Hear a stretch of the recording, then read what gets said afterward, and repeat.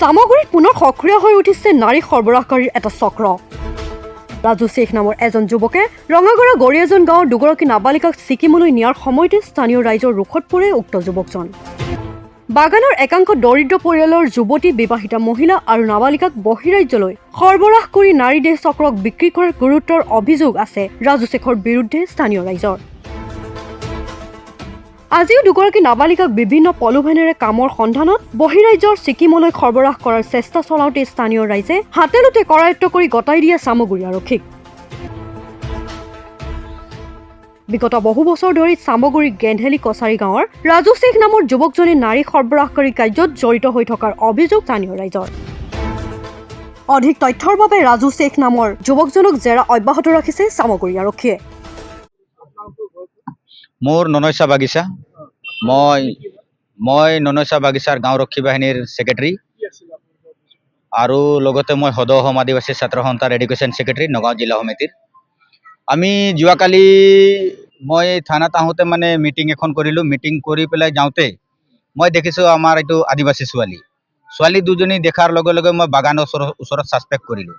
Suspect কৰি মই মানে পিছে পিছে গৈ চাইছোঁ ৰাজু শেখৰ ঘৰত মানে ছোৱালী দুজনীক লুকাই থৈছে। তাৰপিছত লুকাই থোৱাৰ পিছত মই ছাছপেক্ট কৰিছোঁ, লগে লগে মই ৰাম গোৱালাক ফোন কৰিলোঁ, আহকচোন ইয়াত এনেকা ঘটনা হৈছে। ছোৱালীজনীক যেতিয়া মই সোধ পোছ কৰিছোঁ, ছোৱালীজনী এজনী হাতীগাঁৱৰ ওলাইছে আৰু এজনী গৰিয়াজানৰ, আৰু ছোৱালীবিলাক একেবাৰে সৰু, মানে বয়স হোৱা নাই, তাৰপিছত নাবালিকা। তাৰপিছত মই অচি ছাৰলৈ ফোন কৰিলোঁ। তেওঁ কাম কৰিবলৈ লৈ যাম বুলি আনিছিলে, এই ছিকিম লৈ যাম বুলি আনিছিলে। ছোৱালীবিলাকক সোধ পোছ কৰাৰ পিছতে মই গম পাইছোঁ। মোৰ সন্দেহ মানে ইয়াৰ লগত আৰু কেইজন জড়িত আছে, আমি এতিয়ালৈকে ধৰিব পৰা নাই। যদি আৰক্ষী বিষয়াই যদি সোধ পোছ কৰে, ইয়াৰ বিষয়ে আৰু তদন্ত কৰি কেইজন আছে, কি আছে, বহুতখিনি মানে ওলাই যাব। হয়, ছোৱালীজনী দুজনীক উদ্ধাৰ কৰিলোঁ, আনি পেলাই আমি থানাত চমজাই দিছে, থানাৰ পৰা গৃহস্থক চমজাই দিছে। হয়, তেওঁ স্বীকাৰ কৰিছে এই কামখিনি তেওঁ বহুত দিনৰ পৰা চলাই আছে, আৰু যোৱা 1 বছৰ ধৰি তাই মানে কামটো বন্ধ কৰিছিলে, কিন্তু আকৌ এইটো কামটো ষ্টাৰ্ট কৰিছে। আৰু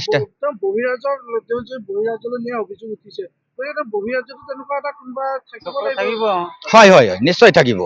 আৰু যদি এনেকুৱা যদি সিহঁতৰ আগাত পিছা ৰাইট হেণ্ড লেফ্ট হেণ্ড নাথাকে, তেনেকৈতো এই কামখিনি কৰিব নোৱাৰে। এনেকৈ আগে পিছে থকাৰ কাৰণে তাই কামখিনি হাতত লৈছে আৰু এনেকৈ কৰি খাই আছে।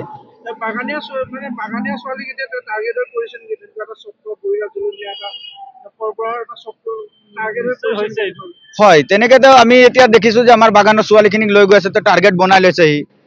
আজি এনেকা আমাৰ বাগানীয়া ছোৱালী কৰিছে, মই ভাবিছোঁ যে নিজৰ কাষ্টৰ ছোৱালীখিনি কিয় নকৰে তাই। আমাৰ সৰু সৰু ল'ৰা ছোৱালীক পঢ়া লিখা বয়স যায়, টকা পইচাৰ প্ৰলোভন দি পেলাই এনেকুৱা কাম কৰিছে। যদি এনেকা আমি চকুৰ আগত আৰু দেখা পাওঁ, আমি কাকো এৰি নিদিওঁ। ৰাজু শেখৰ ঘৰ বৰ্তমান আমাৰ গেন্ধালি কছাৰী গাঁৱত আছে, কিন্তু তেখেতৰ অৰিজিনেল গাঁও গম পাইছোঁ আমি জখলাবন্ধা গৰুবন্ধা বুলি। হয়, মই লিগেল সেল ফৰ হিউমেন ৰাইটছৰ নগাঁও ডিষ্ট্ৰিক্টৰ কোঅৰ্ডিনেটৰ, আৰু আমাৰ VDPৰ ছেক্ৰেটাৰী আছে, আৰু আমাৰ পেৰালিগেল ভলেণ্টিয়াৰ্ছসকল আছে লিগেল সেল ফৰ হিউমেন ৰাইটছৰ।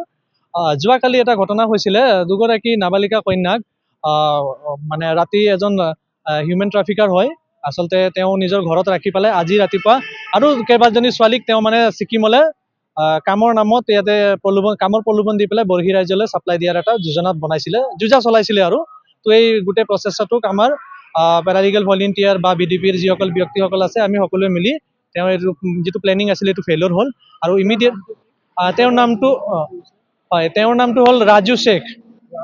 হয়, তেওঁ বৰ্তমান আছে গেন্ধালি কছাৰীগাঁও মহং বস্তিৰ ওচৰত, কিন্তু অৰিজিন তেওঁ জখলাবন্ধা গৰুবন্ধাৰ হয়। আৰু ইয়াতে থাকি তেওঁ আজি বহু বছৰ ধৰি এনেধৰণে যুৱতী মাইনৰ ছোৱালীক মানে ইয়াৰ পৰা কামৰ প্ৰলোভন দি পেলাই বৰ্হি ৰাজ্যলৈ চালান দিয়ে।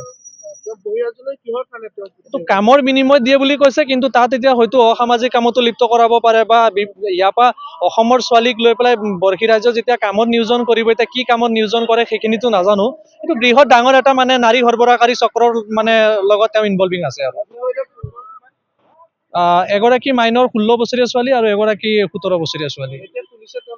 হয় হয়, যোৱাকালি এজন গাৰ্জেন আৰু আমি সকলোৱে আহি পেলাই ইয়াতে এজন গাৰ্জেনৰ দ্বাৰা FIR মানে লজ কৰা হ'ল, আৰু আজি পুলিচে কাৰায়ত্ব কৰি আনি এতিয়া বৰ্তমান তেখেতক ইয়াৰ পৰা মানে চালান দিব। আৰু